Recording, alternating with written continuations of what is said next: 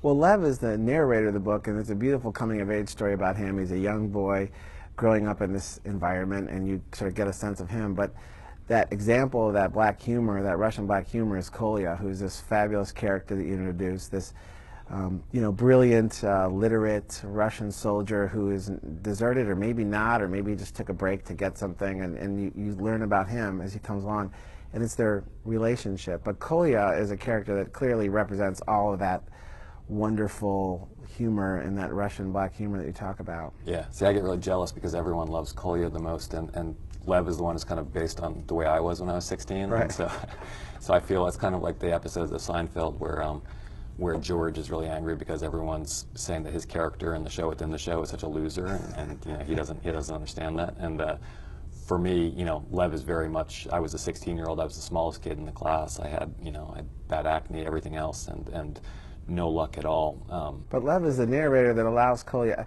What I love about the device is that the narrator, this is, I read Sophie's Choice, and there's Stingo, the narrator, and it's really his bringing out these other characters and really bringing them to the forefront, and how beautiful that is. And then there's like a river runs through it and things that really elevate these other really robust characters. That's sort of Lev, what he does for Kolya as his narrator. Nick Carraway with Guess. I mean, I think oftentimes if you have a larger than life character, it's easier to write about him from someone else's perspective, because it's I would have a very hard time. I think it would have been impossible for me to write the book from Kolya's perspective, for instance. So, but it was one of the big decisions. One of the real difficulties I was having when I started the book was deciding whether this should be first person or third person. I kept going back and forth and wrote several of the opening chapters from third person.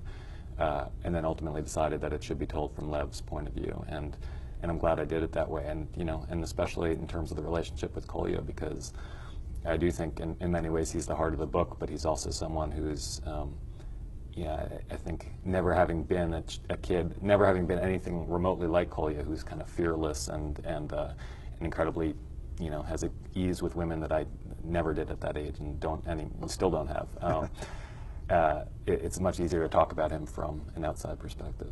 You had an interesting device in the story. You basically write yourself, in a way, your fictional self, I guess, into the story, in the character of David talking to his grandfather, who is the character of Lev, much older. And I'm not sure how much of this is actually real. I'd love for you to tell me, but when did you decide to do that?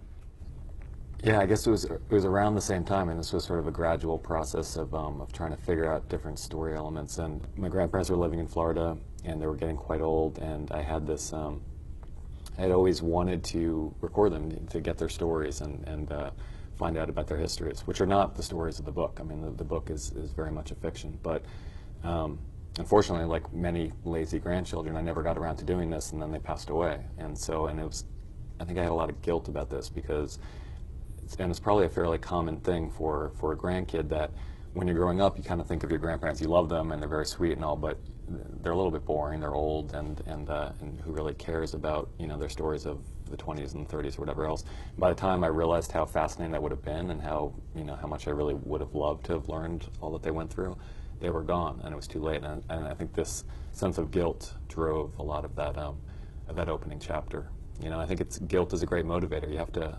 I'm a lazy writer, and you always kind of look for those things that are going to force you to sit down at the computer and type. And for me, being a Jewish writer, guilt is one of the big ones. And then I think there's also fear and revenge to an extent. Fear that you're never going to write anything good again, or that no one's going to care about this story. So you really have to make it as good as possible to get anyone to keep turning pages. And revenge. We were talking before about rejection letters, and every writer I know has dozens of them, and you always want to prove those people who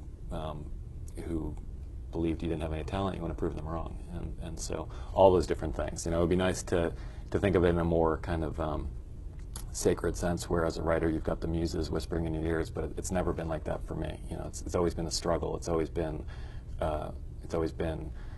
very, very hard for me to force myself to sit down at the keyboard and type words. It almost never comes out in a flow of, a passionate sort of movie kind of way, where the writer sits down there and is just typing and tearing the pages out, and I've never had that luck. But you carry the kernels of these ideas, whether it's the eggs or whether it's this idea of your grandfather, and the story that you weren't able to tell. You carry these around, though, and somehow or another you must be thinking all the time in the back of your mind about putting them together. Yeah, and I was, and for years, and I have a wonderful editor at Viking, Molly Stern, who was very patient with me, because every year she would say, "How's the book coming?" And I'd say, "Really good. You know, I'll have it for you by June." And June would come around, and I'd say, "You know, no, I meant next June." And to her credit, she never gave up on me, and she was, you know, she wasn't.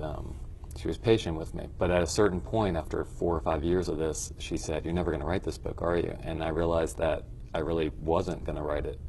That I didn't, you know, even though I had the idea in my head for so long, it wasn't happening. And then again, there's the guilt and the fear thing, you know, the guilt that I wasn't writing, and the fear that if I didn't write it soon, I would lose the ability to write fiction, because I'd been away from writing a novel for so many years. And then finally I forced myself to start working on it. And the first 30 pages were torture. I mean, it took me 2 months, I think, to write the first 30 pages, which is slow even for me.